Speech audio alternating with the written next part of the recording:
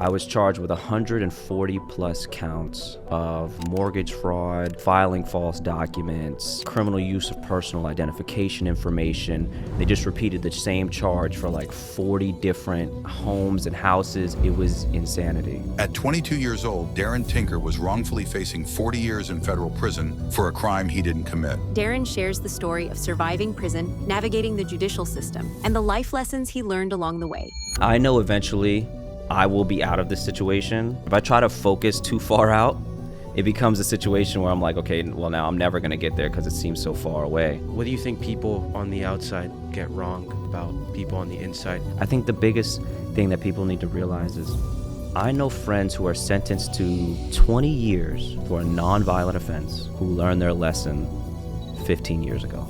I would argue that people who have never experienced any form of like real sort of punishment or development or growth are more dangerous than the people who have gone through the judicial system and come out better men for it. What's your relationship with time when you're in there? Is there a sense of your own mortality? It was sad at first because I have a small favor to ask you. 81% of you that watch the show aren't subscribed. I made that number up. So if you can please consider subscribing. It takes 2 to 3 seconds and it warms my heart. I'm a small podcaster. I go through every single one of them. Thank you guys for tuning in, and here is the episode. Darren Tinker, I think your story will immediately impact anybody's life that's watching this. It certainly impacted mine. When you were 22 years old, you were wrongfully convicted of 40 years in federal prison on 140 counts, all for a crime that you didn't commit. What the F happened? I guess the best way to kind of explain it would just kind of give you my perspective on what went down. When I was 18, in high school, we had a program called OJT, on the job training. You get to leave school for half a day and then go to do whatever job you did or wherever you worked at. To me, all I heard was you get to leave school for half a day. So I was like, oh, say less school, let's go. And my dad had his own company where he was helping people fight foreclosure. And so I asked him if I could work there, if I could like sweep floors, take out trash, stuff like that. He was like, yeah, sure, that's fine. So I had it in. It was easy. So I signed up, I got it, and then I was working for my dad from like 18 to about 20 or so. And there, my job responsibilities were simple. I answered phones, I swept floors, I took out garbage, simple janitorial staff stuff. But one day my father kind of pulled me into the office and he was like, look, man, I want to put you on the company as a vice president. His goal was one day I could pass the company on to you. And I was like, all right, I'm like 18. I don't know what I want to do. I don't even know what I'm wearing tomorrow, what I'm gonna eat for breakfast. So I'm like, fine, we can run it. Let's do it. And he does that. Nothing changed. I'm still sweeping floors, mind you. But I finally, I was like, okay, I kind of got to figure out what I want to do. I didn't go to college, so I was still there. And I was like, all right, let's go to trade school or whatever. Darts at a dartboard. Did electrical. Went there to a technical college for a year. Got my certification and everything like that. And then I decided to go get a job in the field. I was doing that for a little bit. Then I moved from electrical to fire alarm work. I was doing all this work. One day I'm getting ready for work in the morning. I had to get up early, tradesman hours type stuff. So I was up at like 5 or so or 4.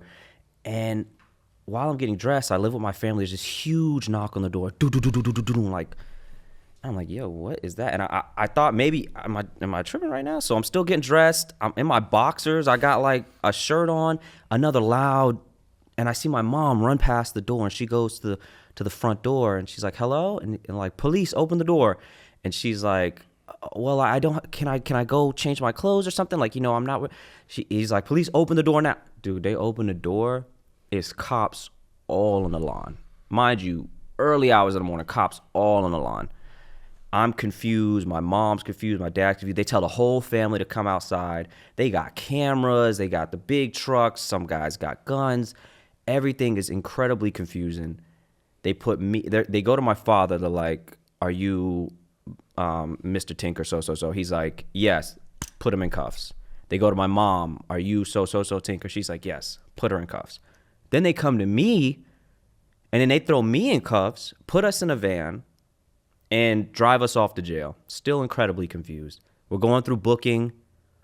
You go up to the people and they tell you what your bond is, so you can, if you want to bail out or whatever. I go to the lady. She's like, okay, Mr. Tinker, blah, blah, blah. Your bond is $3.7 million.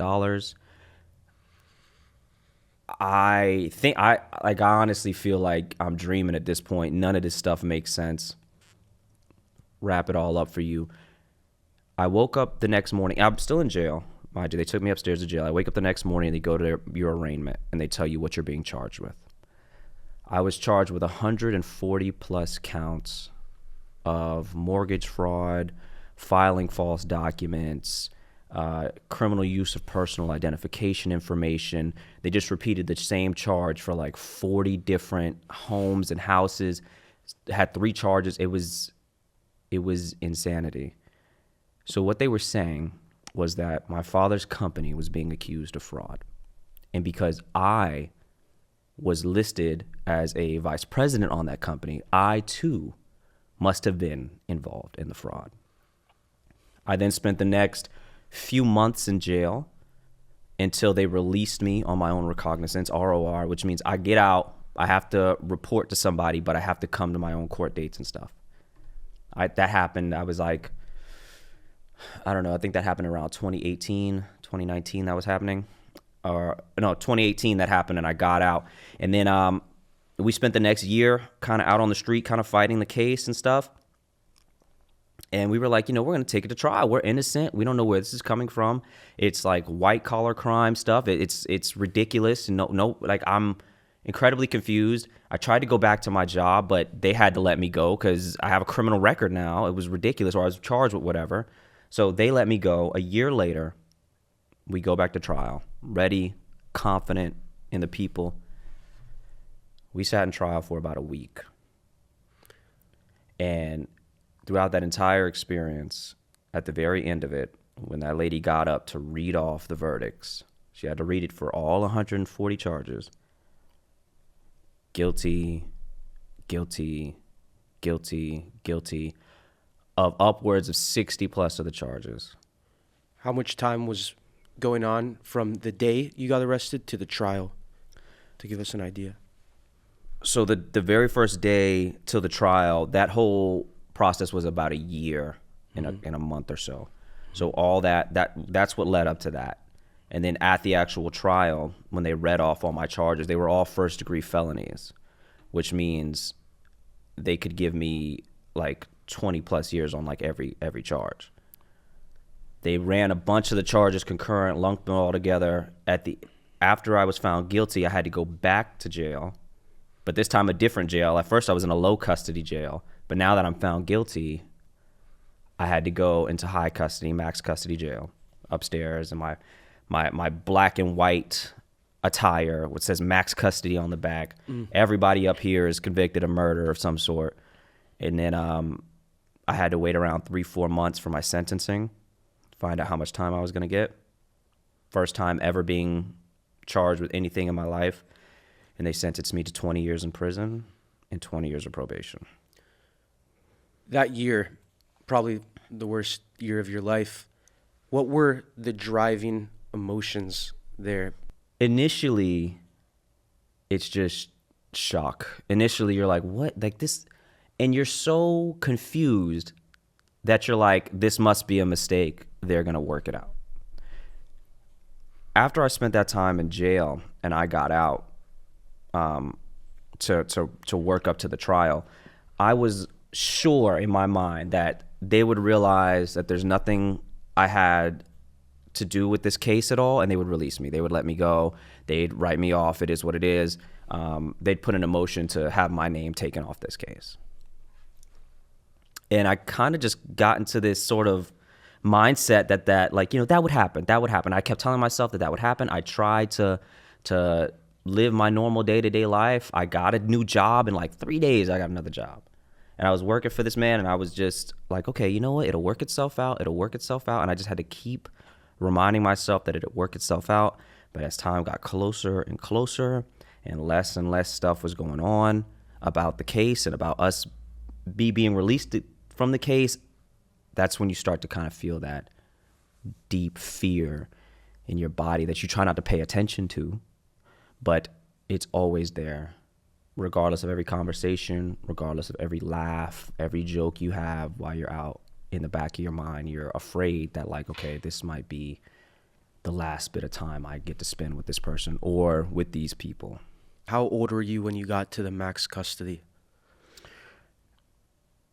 I was 24. I was 24 when they took me up to max custody. What were your initial impressions, the first few people you met? You must have been terrified as shit, among many other things. Yeah, dude, I can't, like, it's, you know what I mean? Your only reference from prison or in jail is, what, fucking First 48 and Beyond Scared Straight, and you're like, this is it. Like, I don't know what to do. Like, I don't live this lifestyle. I'm not ready to be involved with all this kind of stuff. And you expect to have your guard up at all times, to be ready for any and everything to go down. What I quickly understood, though, what I quickly learned, though, is that in jail, especially, everybody there is fighting a case.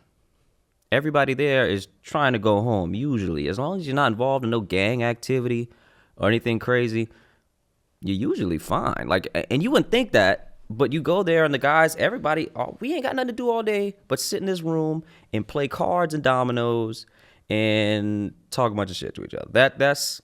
That's all that's going on. We watch TV if it's on. We eat this garbage lunch. And initially, there was a ton of fear, but soon you start to find that everybody's like oddly encouraging and hoping that you can get to go home soon. Oddly encouraging. Yeah, because you don't think that. You think, oh, all these guys are just going to be tough and hard and criminals. Like, your mind thinks violence. Your mind thinks ready to fight for any and everything. Now, you got some young, cocky, ignorant guys who might be along those lines, but Yeah. then you remember, like, we're all in the same situation. So every time somebody's about to go to court the next morning, they would pray for them. Every time before dinner, everybody stands around the dorm and everybody prays before dinner. Everybody talks. Somebody steps forward and speaks encouraging words to make sure, people stay strong as they fight their case. And you wouldn't think that's what's going to happen in there. But you go in there and it's like this therapy group and everybody's just supporting one another to get through their situation. Yeah. We were talking before the show, the line between good and evil is very thin. You have good people that do evil stuff and people that commit heinous and evil acts that have that element of good. List out the different character archetypes, the people you met in the prison. Take me through a day of a max custody. Okay. You have, it's just like a lunchroom, high school. So during normal hours, everybody kind of breaks off. So you have your much, much older guys who want to sit in front of the TV, watch the news, whatever's on, they're watching the news. For some people, for some odd reason, people in jail love watching cop shows. So they are there watching cops the entire time. Then you got the young guys who are probably over here playing cards, a group of young dudes playing cards, playing hearts or spades or whatever they get into, talking mess. They're over here, maybe they're trying to flirt with the officer behind the desk or whatever. Then you got another group of older guys. These guys aren't as old as the guy that are watching TV, but they're not exactly super young either. But they're over here slamming dominoes and hanging out and giving you that good uncle status. Excuse me. Then you have the people in the corner who are probably upstairs trying to be a little devious. Those are the people who are trying to figure out how I can get a phone in here, how I can get some Suboxone strips in here, how I can get as many drugs as I can get, how do I get a pack of cigarettes or a bomb of cigarettes in here. And you got those guys. Now, there's levels of maturity in those groups. And this is just the jail now. This ain't prison. So all the young guys still have that young guy street mentality where this is all a joke to them. This is all fun. It is what it is. What's that look like? They're probably waiting for somebody to bail them out, somebody to bond them out. They probably done been here once or twice already. They're just expecting to go back to court. They know they'll be back on the street soon. They have this sort of like, I didn't do anything too serious. They only caught me with an ounce of this or something super small. And they're just ready to they just can't ready. They're making plans for like the next following weeks. You know what I mean? Like they're ready to do whatever they got to do. But there's a cool divide between those people, the people who ain't never been here before, who are like really troubled by what's gonna, like, they don't know what to expect, they don't know what to experience, they don't know what's going on, they don't know when they're going home. Obviously, that was my group. So I'm sitting there a bit petrified, a bit scared. But then you got guys over here who, at that domino table, they've been here before, but they got that seasoned street wisdom with them. Maybe they've been to prison once or twice, but you got to think of jail as like the waiting room. Mm-hmm. Everybody's trying to avoid prison, but jail is like the waiting room. So those young dudes, they're ready to get back on the street immediately. Those older gentlemen, they've been here before. They don't mind waiting if they got to wait, but they also feel like I'll get back to the street eventually. Or if they do got to do time, it's going to be 1-2 years. I don't know what the old dudes by the TV were thinking, because I never really talked to them. They never really had much to say to me, and some of them barely spoke English, so that's just what it was. But I tried to stay over there with the older guys playing dominoes so I can learn how to play dominoes. But that was, those are your breakups. Those are your, I stayed away from the guys who were up on the top floor, who were involved in their gang stuff and stuff like that. We all go through different seasons in life. Yours is unique. It really is one of one. What were those seasons like? I mean, I'm sure initially there's this sense of bitterness, of anger at the world. Mm-hmm. Then over time, you might expect that anger is inefficient and that you have to develop it into something else. What were the different seasons in your life like? Because you were there almost 4 years. Yeah, when they shipped me from jail to prison officially, it's a whole different culture. You're here, this is the extended stay. You're here to stay for as long as possible. Jail is meant to be temporary. Prison is meant to be long-term. So when they took me there initially, there was still that level of, I cannot believe what's going on. I didn't show much emotion at all, because you find out very quickly that emotion in prison is weakness. Or at least that's what they tell you going into it. And so I held everything down. I burned everything down. I swallowed as much as I could. When we got to prison and they shaved my head, because they always have to do that, and you watch this video about how to report if you're being raped and all this drug abuse stuff, and then you finally go into your cell, and they put me in a cell by myself because my counts and my charges were so high that it made, like, once you reach 20 plus years, those are murder numbers. Everybody there has a body. So they didn't have anybody who had as much time as I had initially, so I was bunked by myself. And when I had that moment to look into my poor excuse for a mirror, that is scrunched, that looked like the back of a CD plastered against the wall, that's when I was able to, like, look at my own reflection for the first time in a while, mind you, and just tell myself and I said it out loud. I was like, you don't deserve this, and you don't deserve to be here, because somebody needed to acknowledge it, even if it was me. And then that was that moment I was able to break down and cry a little bit and get those feelings out, because in that moment you learn that holding on to those emotions cause you more pain. Holding on to those emotions cause you more suffering than anything.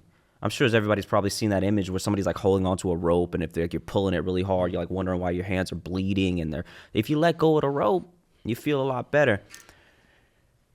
I began to speak to different people, learn from different people who were much older than me, who were much more seasoned than me. Some of them were physically younger than me, but emotionally, and they were far more mature than I was at the time. And they imparted so much wisdom about finding a balance between hope and the reality of your situation. And in that season, that initial few years was just about learning, but learning quietly. In prison, they tell you don't ask too many questions. Don't be too inquisitive or something, because it's so weird that you're in this environment where there's so much knowledge and life lessons to be learned, but at the same time, you got to be incredibly careful about how you're perceived. I love the fact that people can be themselves and be true to themselves and stuff on the outside of the gates. But when it comes to prison, it is very, very archaic in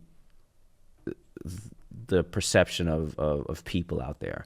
You can't talk to too many people. You can't hang out with a certain group of people. You can't be, if you're perceived a certain way, people can look at you and begin to take advantage of that type of stuff.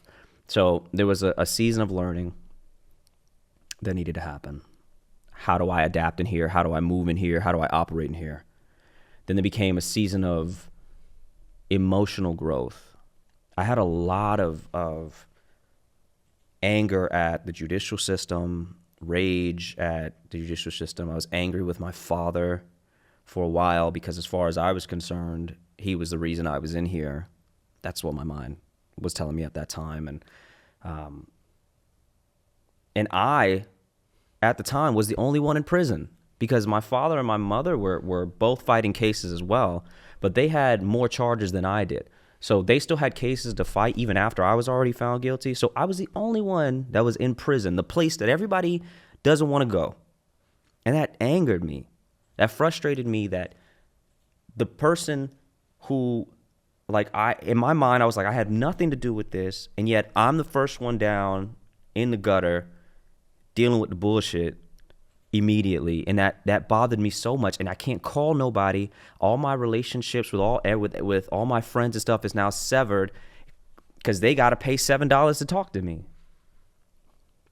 I don't know where I'm going to be at. You got to try to remember. How many people's phone numbers do you know by heart? 3. Congratulations. Those are only 3 people you get to talk to, and hopefully they answer the phone. And that's what it was. And you begin to realize that you are now put on a shelf and everybody else's time gets to move forward except yours. And you're stuck where you are. You were talking about archetypes. You meet people in prison who had time. Most times, the person has had time to reflect and grow. But you also meet 60-year-old men who still think they're 17, 18 because they haven't grown at all and they haven't used the opportunity to learn and reflect. It's such a sad sight to see a grown man be a child and not understand that he is a child. Because at that point, you're like, oh, you're ignorant. And but you don't know you're ignorant. And that's troublesome. Your inner dialogue, we all have it. Usually there's 2 voices. There's the negative, there's the positive. How did you manage in the day-to-day? Well, first, what you have to understand from my perspective is if you look at it between I have 2 voices, negative and positive, you will go insane. There's more than just 2 voices. There's an array, right? It's just like colors as they begin to blend. Right. And those all play a role in my day-to-day and how I was able to operate, because you have a role of someone who, the voice of like, oh, this sucks, and the voice of like, oh, we can get through this. Then you have your voice of like, okay, well, hold on, well, let's try to grow. Let's try to understand that you have to have a balance of both. You have to have a blend of both, and that becomes a whole nother voice in and of itself. Having those 2, just thinking dark and light, is constricting. It doesn't allow you the freedom and the depth of thought to be like, okay, this is what it is. I'm here in the now. I hope for what my future is going to be that they will realize that I am innocent and let me go. Because when you go through a case, you get to file an appeal as soon as you're found guilty in a court of law. So we had filed my appeal. You have levels to your appeal. The direct appeal is like your first line of defense. Mm-hmm. So I sent my direct appeal in, and I had to wait. So while that was going on, they tell me it's supposed to be a 7-month process, 8-month to maybe a year process. But COVID hit around that time, and everything came to a standstill, including the court system. And my case was huge. Most people get 1-2 charges, 120. So huge case on standstill while everybody's in the world getting sick and stuff. So I had to process that entire time like, either I can get out tomorrow or I can get out in 40 years. There's no real in between. So every day had to be get through the day, learn what I can from the day, grow from the day, and understand that if it is in 40 years, it's not going to be I didn't get out in that time and learn nothing. So it became a survival mindset of like, well, let me utilize this time to grow, right? Everybody on the outside, you don't really have all that time. Like you don't, unfortunately, but in there, all you have is time. So that became another voice of like that yearning for knowledge, that yearning for growth, that yearning for maturity. So when I did get out, I didn't waste my time. Wasted time is a tragedy. Even though you have that time sitting, you can try to find a way to make it useful. And going in with that mindset is what helped me get through that day. How do I figure out how to make my time useful? A lot of your 20s in many ways were cut short. What's your relationship with time when you're in there? Is there a sense of your own mortality? It was sad at first because when you're in your young 20s, your early 20s, you usually have like this little group of friends and everybody's together. But now I'm the odd man from the group and everybody's still growing. Nobody's life stopped. Like I said, you're the only one on the shelf. Everybody's still going through their ins and outs. And so I tried my best I couldn't develop my career or anything while I'm in here, but I could only develop my mind. And so I try to utilize that time to do so. My relationship with time became the years. I don't know. As you grow older, years don't seem as long as they used to, And so it's like, okay, I know eventually I will be out of this situation. And so I just need to focus on getting through day by day to get through the situation. If I try to focus too far out, it becomes a situation where I'm like, okay, well, now I'm never going to get there because it seems so far away.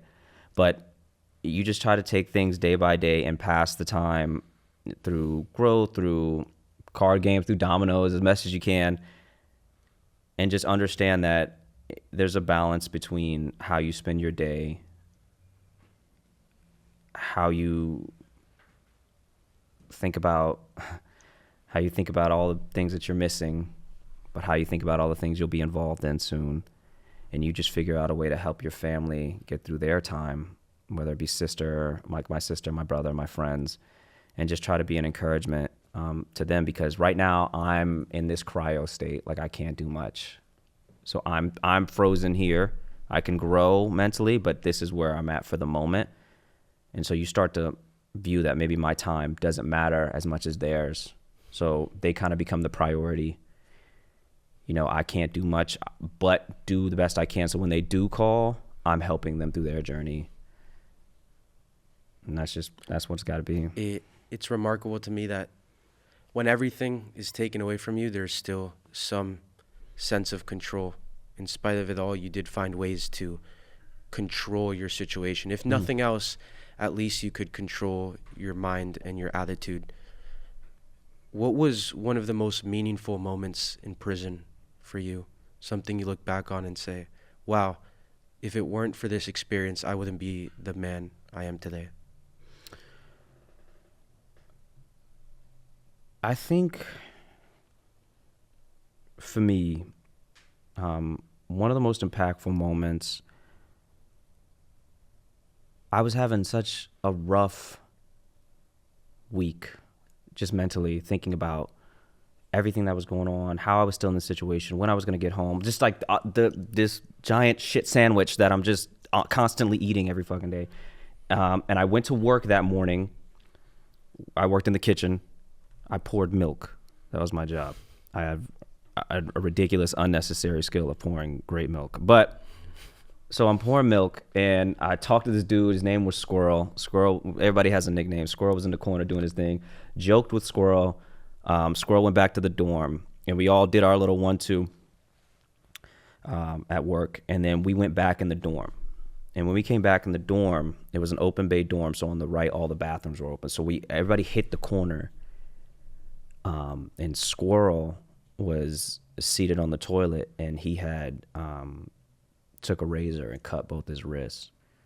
And Squirrel was sitting on the first toilet, just kind of bleeding out. And medical had to rush in, and they all took him to medical, and he went away. And I don't know if Squirrel lived or died. I never seen Squirrel again, and it became extremely real to me in that moment that, like, regardless of the jokes Squirrel and I told earlier, everybody in here is suffering. No matter how big our laughs or smiles may be in the moments, everybody here is suffering. And my homeboy at that time, his name's Cadillac. Cadillac came over to me. He was in the dorm across the way, and he was talking to me about how everything that he dealt with up to this point in his prison journey. And I looked at him like an older brother to me because, yeah, he was like 2 years older, but he had the same situation to me in that he had a 25-year sentence. And every single time I was like stressing about everything that I was going through, I realized that there were people in there who had like a 20-year, 30-year life sentences. And those are the people who were encouraging me. And it becomes a real level of perspective when I'm stressed about everything that happened to Squirrel, and I'm talking to this older dude about how much time I have left, about how I'm gonna do these 20 years and how I'm gonna get through these 20 years for something that I didn't do. And then he puts his hand on his shoulder and he'll tell me, I'm going on year 25 and he still has 20 more, and how to get through it. And he's encouraging me that I can get through it. It just became a very clear image to me that everyone in here is human.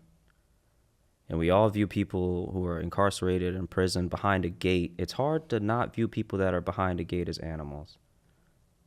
Anything living behind a gate to us looks like a zoo.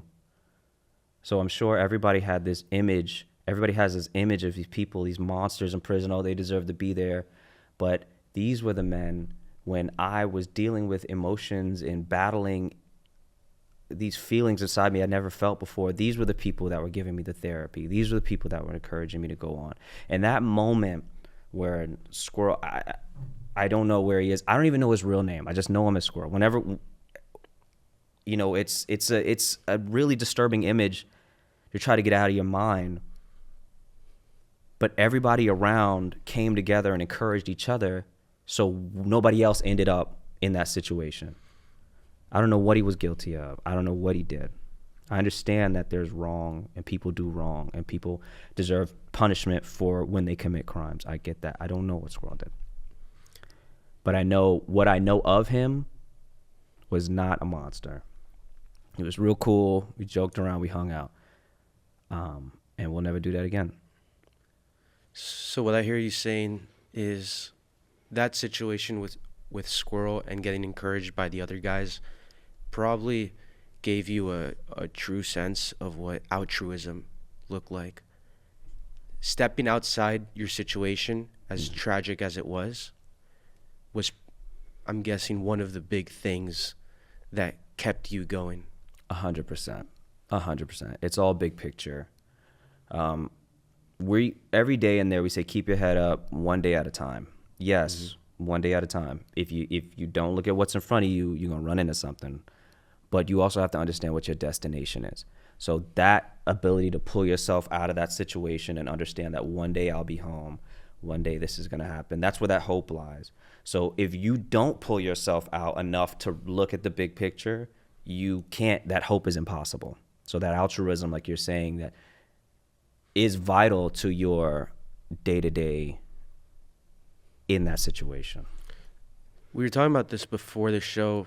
People are complex, and so to be opinionated about assuming that everyone in prison is some sort of zoo animal is completely wrong, and assuming whatever the contrary to that is probably wrong too. What do you think people on the outside get wrong about people on the inside? I think the biggest thing that people on the inside want people on the outside to know is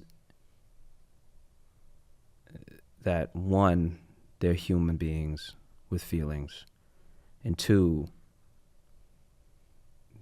they understand. They've learned. I'd argue that 80%, 85% of the people that are behind those walls have learned. When you send a child in a corner for a punishment, you're like, go stand in a corner. At some point, you let them out. At some point, they've learned their lesson. In that same capacity, people, a large community of the incarcerated population have learned. No one is ignorant to the fact that people who break the law deserve this whole to be sent to prison. If you commit a crime, you break the law. Yeah, okay, it has to be dealt with. There's some sort of discipline that needs to happen, but this sentencing and the way things are set up right now are ridiculous. As you and I were talking about earlier, I know friends who are sentenced to 20 years for a nonviolent offense who learned their lesson 15 years ago. Right. At what point is he supposed to tell you what he learned if and this wisdom he's developed if you never let him out? At some point, that growth after that amount of time is going to slowly spoil, because they're going to be so consumed with wondering why I'm still here. I think the biggest thing that people need to realize is these people are humans, and we're really just putting people away and kind of forgetting about them. And those are the people who've had the time to learn and grow and become concrete and solid pillars of society if you put them back into it. They've had time to develop. They've had time to produce. If you plant them back in that garden, you'll see a lot of flourishment. You know what I mean? Like, it's good to see that. It's good to see that growth. They can help the community grow, because these are the same people who are like, look, man, they can give the advice necessary to the next generation to be like, listen, that's not a good path, or you shouldn't do that, or this isn't right. Or you got a bunch of people out here who have no time for reflection, who still think that everything that they do is right and they can do no wrong. And that's dangerous. I would argue that people who have never experienced any form of real sort of punishment or development or growth are more dangerous than the people who have gone through the judicial system and come out better men for it. I think that's fair. What's it like on the inside when you consider the Epsteins of the world, the Diddys of the world? A lot of them have committed some of the most heinous crimes, and then you tell me this story about your friend that was 17, he got sentenced to 20 years over some petty theft. What does that feel like when you hear stories like that? Especially your case, which is you were completely innocent of any charge. What does that feel like for you? It's offensive. It's disgusting. I feel like it shows a humongous flaw, a deep gash in our judicial system and in the way society operates. I think if you just let it marinate for a second that, okay, that guy stole $300 at a grocery store or from a convenience store and was sentenced to 25 years. This guy who committed some of the most heinous crimes you can think of, 10 years in federal prison.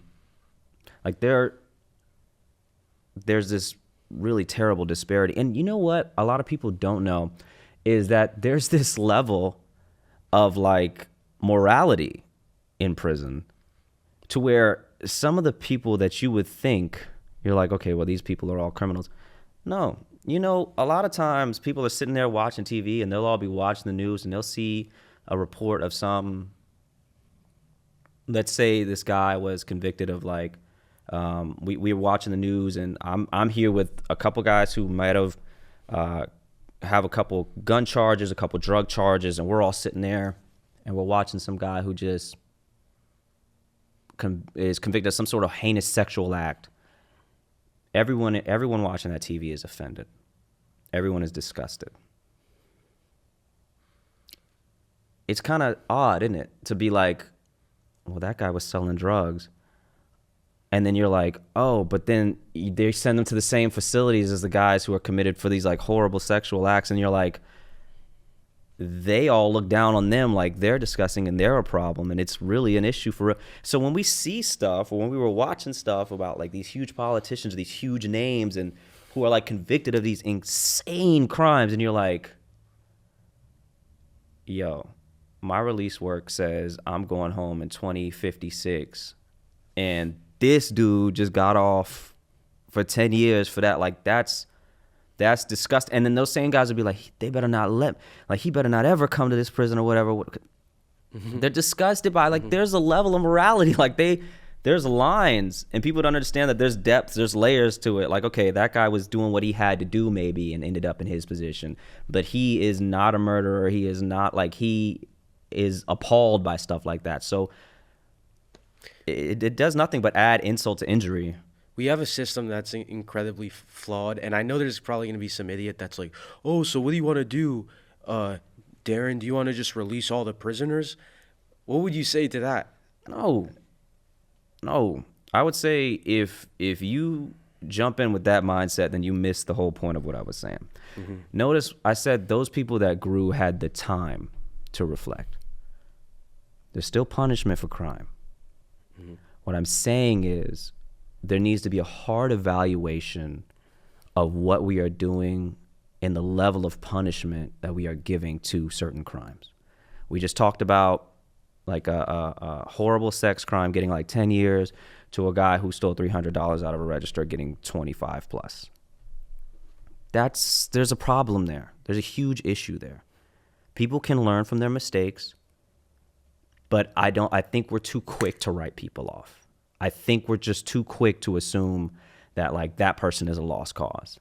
We were talking earlier, and you said shit became really real even when you'd hear like keys clinging or you'd hear certain sounds. Was there moments in prison where you were able to carve out a little bit of freedom for yourself? Yeah. So I can think of two things. One, when I was with other brothers in blue, other inmates, you know, a small group of us, we would come together at the end of the day and we'd put in whatever canteen we had, which is our snacks and our food. And we make a little meal and we all share it like it was dinner. And, you know, those moments like that felt like family. Like this feels like, okay, we're having Sunday's dinner or whatever, or we're having like this moment of peace, you know? So that was very important to me. And those really do help keep the spirits up and keep you going. But towards the end of my sentence, let's say around 2021, I was moved to a camp. They move you around a lot in prison. So I was moved to a camp that had some programs that I was finally able to get involved in. Prison doesn't offer a ton of education programs or continued education programs or trade programs. And the ones that do are far and in between.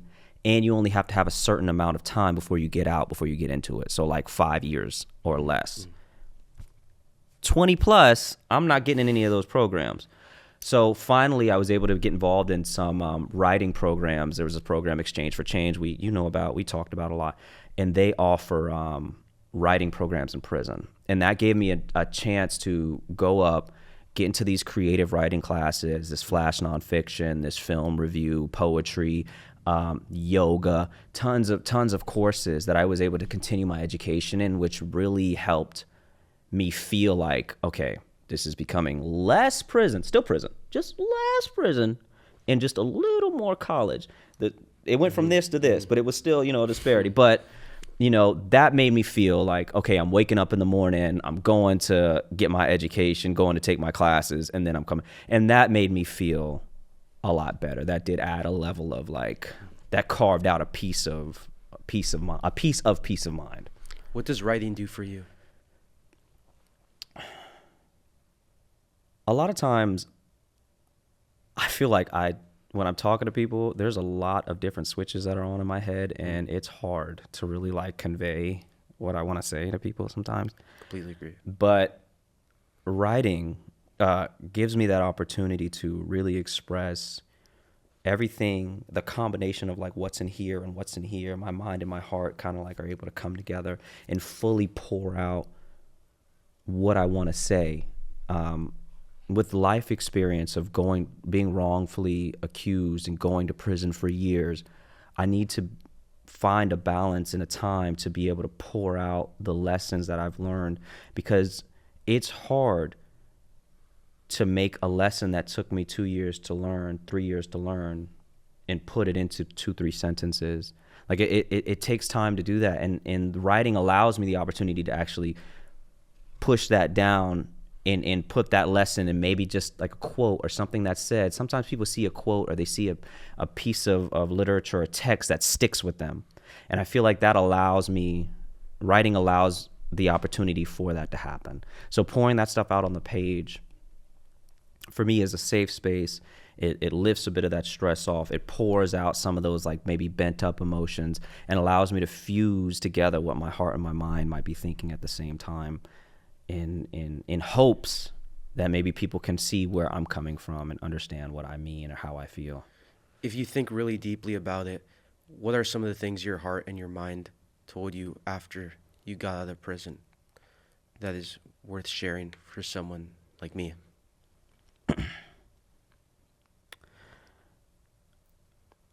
I think it's important to always be curious and question. Understand that you can be wrong and it can be okay. I feel like we're definitely at a time right now in society where everyone feels like they're right so passionately, with no like semblance of, hey, maybe I could be wrong. It's okay to be wrong. People make mistakes all the time. And I think having that second thought of like, well, what are you saying? And what am I saying? Like, we're conflicting right now. We're both like, well, what I'm saying is right. Well, hey, wait, maybe what you can say can be right and what I can say can be right at the same time. And just having a second thought of just reflecting is incredibly important. Jesus Christ, I got out of like prison scared to go to prison because of how much hate was inside prison. And I came out in the world and it's a shit show out here. Like, people, there's so much rage and everybody's so upset all the time. It's okay for some people to be wrong sometimes. Like, think for a second, reflect for a second, grow for a second. I just watched this dude who committed this crime 30 years ago think and grow. But I'm watching people who never, like, you've never even been involved in maybe this political side of things. And now you're like, well, this is right 100% because social media.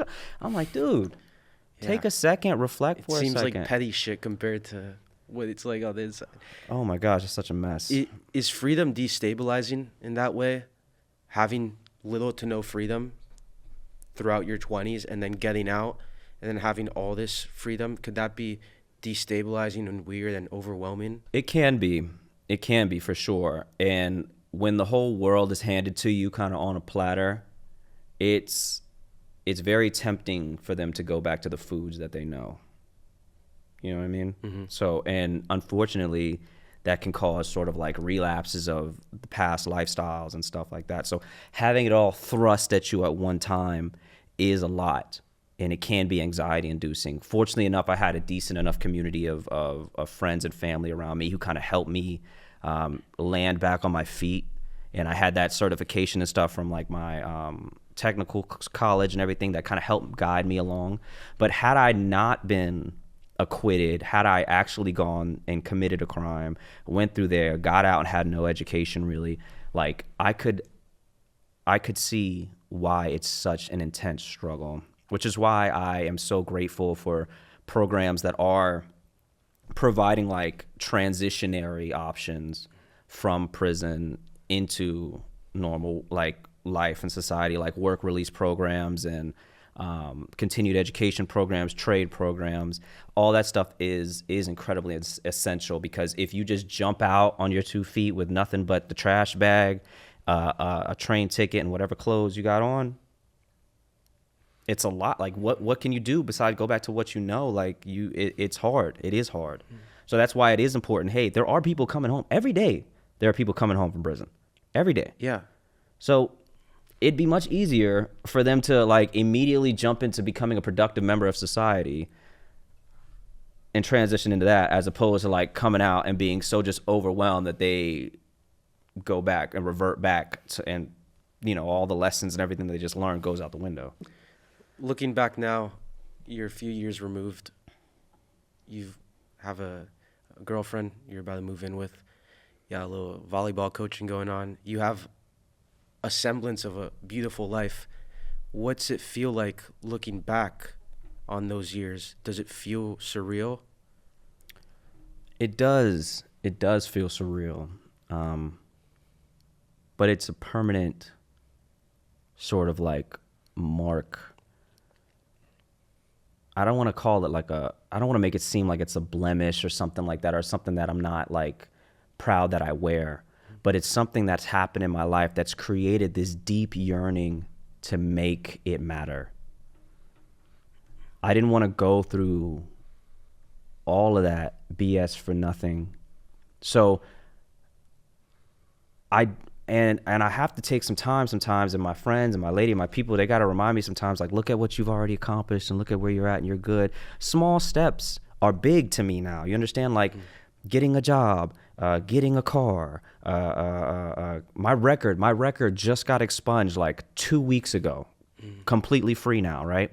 But those small things are things that needed to be accomplished first before I feel like I could start really tackling some of the bigger things. So there's like appreciation constantly for the small moves that I'm making, but there's always this deep yearning as well to ensure that I make effective use of anything that of that entire experience.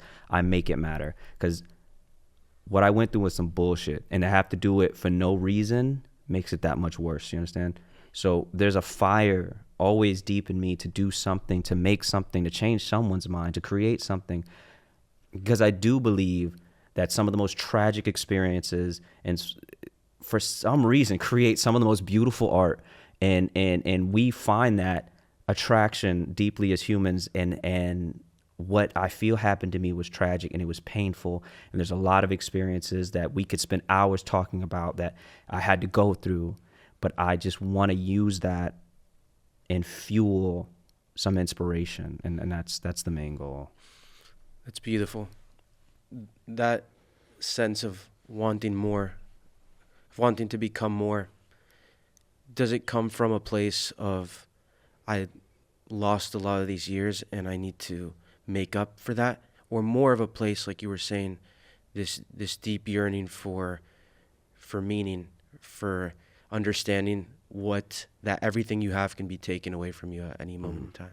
Yeah, it's a bit of both. Primarily the second, but yeah, I mean, I lost some time. I gotta get back on the race. It feels like I stumbled up and people just ran out in front of me. It felt like I spent the past, as we were talking about earlier, I spent like the past year or so kind of like catching up. Now it's time to run out past in front. Now it's time to like utilize this in inspire. It's time to utilize this and see what it can be, because that experience shows you that everything can go away in a second. I wish all the blessings toward people that go through their life and never experience anything horribly tragic. There's levels to it. I mean, everybody's tragedy is their own. I understand that. Everybody runs their own race. So what's difficult for some people is difficult for some people. But hey, getting a traffic ticket one time and losing a few years, or losing a family member or a loved one, that comparatively so is nowhere near in my mind. And so going through those sorts of experiences shows you like, look, I got to appreciate every second I have out here. I got to love everything that I'm involved in, and I got to do it to the full every time. And that sounds maybe trivial to say, like, oh, live your life to the full. But man, you have to. Just waking up and coming here to this studio was a blessing. I missed driving in a car. I missed being stuck in traffic. I can't get mad at it now. Yeah, I think in this rat race that we live in, people find it almost petty or humiliating to be like, why do I find joy just like coming back to a warm bed at night, or from this food, look how pathetic my life is, that while there's these guys out here making millions of dollars, performing in front of thousands of people on a world stage, and how embarrassing it is to find joy in these small things. Man, no. Incorrect. Wrong. I can't express enough how wrong that is. I grew up, I love like theater and acting and stuff. And if you involve in that community kind of early, they kind of show you to just be your true self and enjoy your. I don't care how cool it is to be nonchalant and sit out here like, oh, I live a life where I have my, I go home and I have my wife or whatever. And that's beautiful, man. It's okay to be happy about that. People should be. If more people were reflective and appreciative of those small moments, I bet you there'd be way less hate in the world. I bet you people would be much happier with what they're dealing with. A lot of people have this constant head bashing because there's such disparity, and people are so upset by like what they don't have. And some people just wish it's okay to appreciate what you have. Appreciate it. Like it's good, man. I love the fact that I have a bed I can sleep in at night. That's great. I used to not have that. It used to be a cell and a mat. Gratitude. A lot of people don't have it, and be it because of some sort of evolutionary wiring we have, where as a species we're always wanting more. Be it social conditioning or just having an easy life. A lot of people don't have that shit. Yeah, I think, don't get me wrong. There's a community of people. There's a group of people who are 100% struggling and really, really dealing with a lot, and I get that. But most people don't realize that their life is already filled with blessings because they're always worried about so much more. Once everything is taken from you, then you're like, oh man, I didn't realize I had it as good as I had it. So that being grateful, that being appreciative, essential, vital to a happy life. Once you learn to be appreciative of what you have, who you have, this sense that you are in the dream. That thing, it's not far. Yeah. You're in it right now. You're in that journey. 100%. Yeah. It's like the saying goes, we all got 2 lives, and the second begins when you realize you only have one. That part, yes. Yeah, that's beautiful. That's 100% what it is. It's 100% what it is. DT, everything you shared was beautiful. Clearly you have a gift for how you articulate yourself, the message you choose to share with the world. I want to finish off on this question.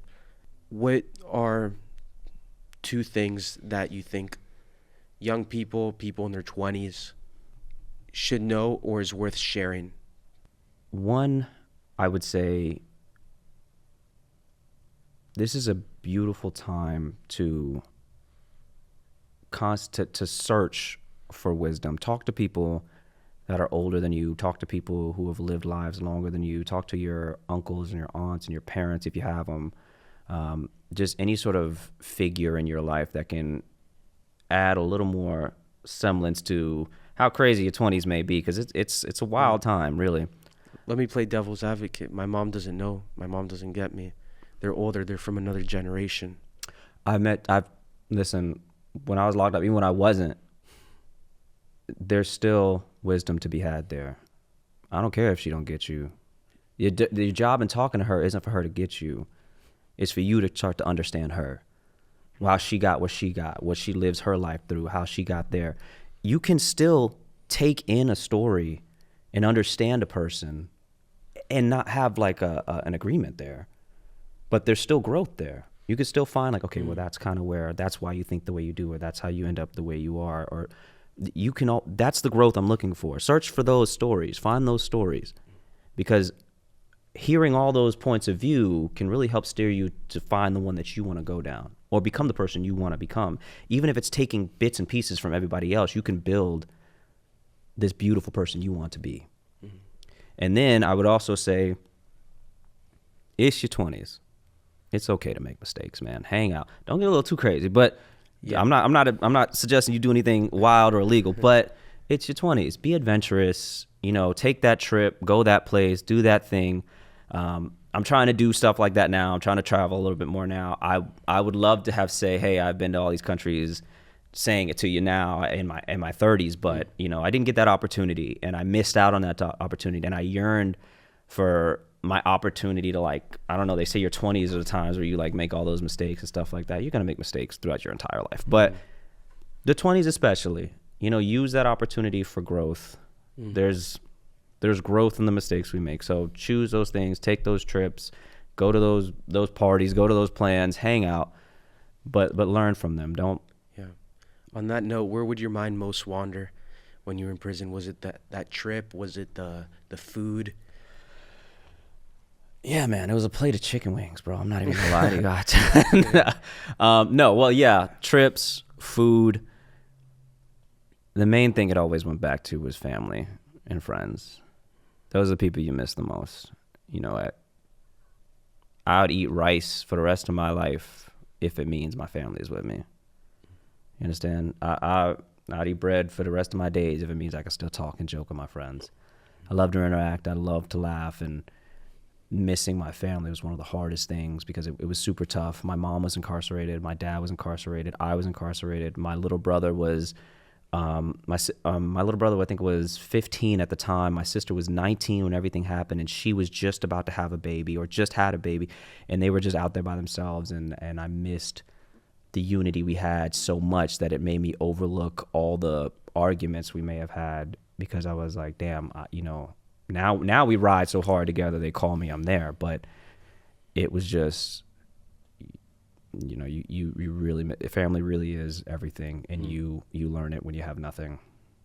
Hug your mom more often, call your dad. That part, every single part, yeah. And yet if we were to look at the percentage of our life that's spent with family, it's the 15-minute dinner. It's those pockets between the day. Most of our life is spent obviously working. We have certain requirements, but make good use of those 15 minutes is what I hear you saying. Yeah, make good use of it and savor it. Like in the moments when you're annoyed, or maybe your dad talks a little too much, or maybe your mom's yelling at you about something, or you guys are laughing about something, and you're all chilling on the couch. Remind yourself at the end of that moment, like, I like this. This is good. This could be worse. I enjoy what we're doing here. This is, because you're gonna miss that. Even when you grow up and have your own life, you're like, man, I miss those moments. Agreed. Thank you, brother. Yeah, man, 100%.